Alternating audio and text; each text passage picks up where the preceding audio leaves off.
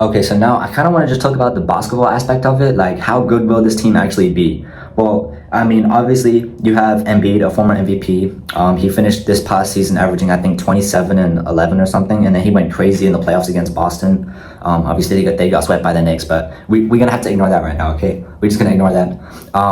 Yeah, he was averaging around 32 in the playoffs, maybe. I don't really remember, but he was going crazy. And then obviously Tyrese Maxey averaging, I think 27 or 20, I think it's 28.7, something like that. It's just above Jaylen Brown, but 28.7, obviously maybe 6 or 7 assists, I'm not sure, And then Jaylen Brown averaging, 28.3 points.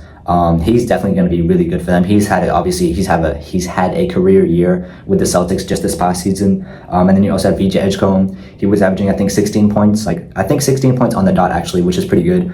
If you think of these five guys, combined, they have 36 All-Star selections, I think it was, 5 times MVP, 5 times Finals MVP. Some ridiculous stuff like that. You combine these guys in a roster, and you're telling me that these guys is not going to win at least 65 games. That is the minimum requirement. You look at it, 65 games is here. The maximum you're thinking of them winning is at least 80 games. That is the expectation for this team. I mean, in my opinion, I think personally, they're probably going to win, I would hope, at least 70 games.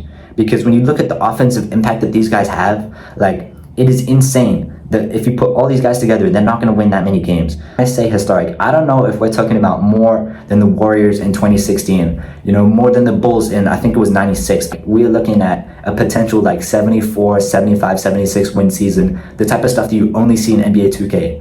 We have to think about the fact that this is real life. We don't know if, obviously, injuries and the healthy, Embiid staying healthy, LeBron obviously staying healthy, this is going to be a big factor of it. But still, with those 5 guys, we're thinking of a team that as a minimum is going to win 65 games.